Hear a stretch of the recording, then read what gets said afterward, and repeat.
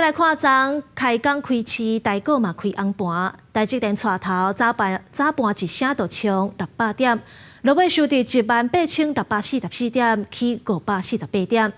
台积电股价嘛收伫697块，这市值是超过18兆。若今仔日开盘情势嘛真好，目前盘中上悬有到18715点。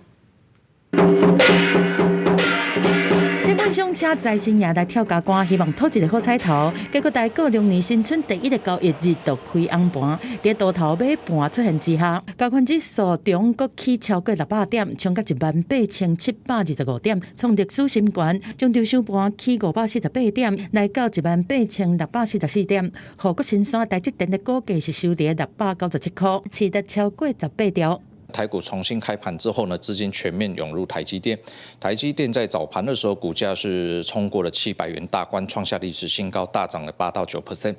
这也带动台股今天的一个大涨。分析师讲，台股封关期间，台积电 ADR 伫美国是起超过10%，投资人看好台积电补起的行情，连同台股走势开红盘，加上全球今年开始行入降利息的循环，拢帮助外资扩大加码的趋势。证交所早起举行新春团拜，金管会主委黄天木和证交所董事长林修明，致辞的时阵拢强调讲，今年拄着真侪国际大选，地缘政治一定要注意，一点嘛袂当大意。由于我们有多国的政治的选举，对政治情势的这样子的影响，所以我们对于全球的政经的情势的这样子的一个风险，我们台视要深具的这样子的一个谨慎的心态，不能只是以维持现状为满足，我们要比别人加快努力2倍到3倍，